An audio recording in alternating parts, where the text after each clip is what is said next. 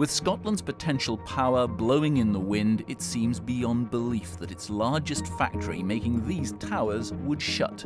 Yet that's the plan. Now it seems they're the wrong product in the wrong place. It's giant offshore towers that are wanted, which this place can't build. And the industry wants them on the east coast, not west.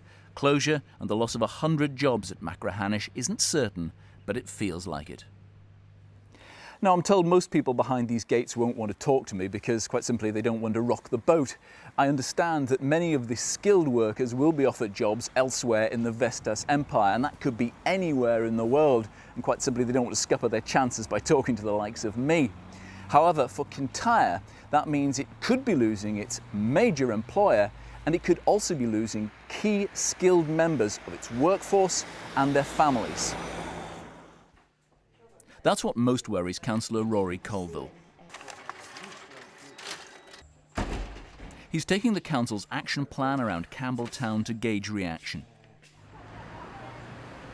It is frightening as to what's potentially could happen here. We could just go into meltdown, and just imploding ourselves. First stop, the agricultural merchant who chairs the community council. But how can the government be promoting wind power and yet we're setting a wind turbine factory? I just can't understand that. We're supposed to be the centre of renewable energy. Yeah, one of the only manufacturer of turbines in Scotland. How can we not adapt? Vestas set up in 2002. Now they say delays in approving and building West Coast wind farms hampered their business, and they were warning politicians. But you have to phone them in Denmark to learn more. There's no one in Kintyre authorised to speak. Could government have done more to keep you here, to grow the market? That is a very political question, and I would say yes, it could, no doubt about that. But on the other hand, I think as well that we have been trying to warn on situations and looking into it for quite a number of years, actually, in different scenarios. Back in Campbelltown, Rory Colville's heading for the fuel merchant. Hello, is that one about?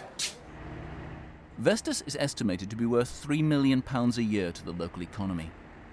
We would lose the revenue and income from the fuel sales that are directly applicable to the factory, and would lose the ship agency work from the raw materials to the finished article generated by Vestas in Campbelltown.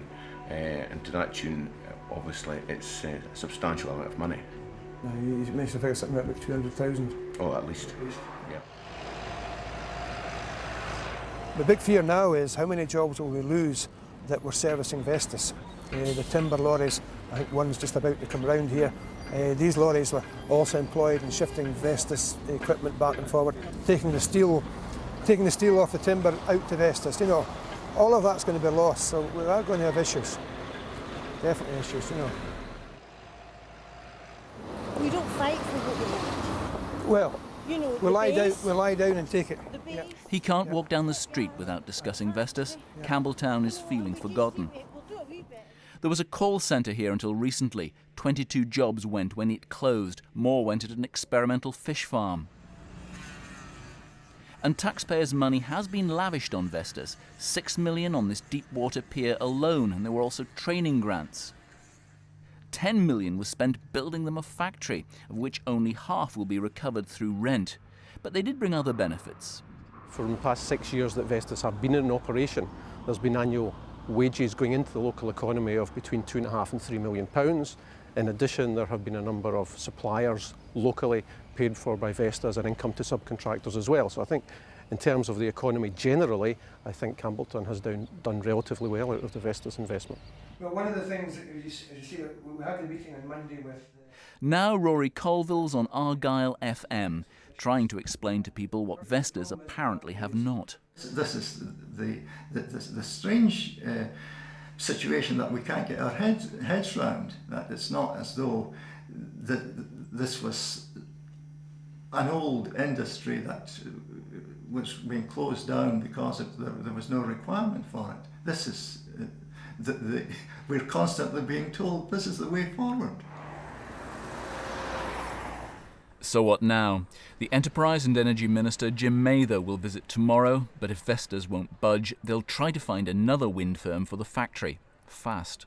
Because it's a highly skilled workforce and it's got the facilities, the deep water harbour, so I think there is a window of opportunity at the moment to try to persuade somebody else to come to the factory before many of the workers are persuaded to move elsewhere.